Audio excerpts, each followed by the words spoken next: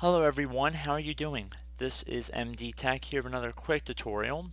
Today I'm going to show you guys how to disable the magnifier utility that's built into Windows. So this is going to be a pretty quick tutorial and we're going to jump right into it. And we're going to start by opening up the start menu here. So you want to left click on the start button and now you want to type in magnifier.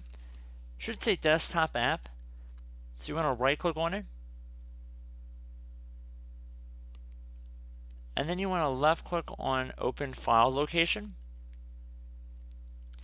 Now there should be a shortcut in here that says magnifier, and there should be a little upward facing arrow at the bottom left corner of the icon. You want to right click on it, and then you want to left click on properties right here. Now you want to go and navigate to the security tile right here, or the security tab, and you want to left click on that one time. And now you want to left click on this edit button right across from to change permissions, click edit. Click on this edit button. And now there should be something along the lines that says, now you want to select the user or groups that you do not want to use the magnifier. So in my case, my account name is John Smith right here. So I'm going to click on that. And now underneath deny, I'm going to just uncheck or click inside this box and it should disable all of these options right here.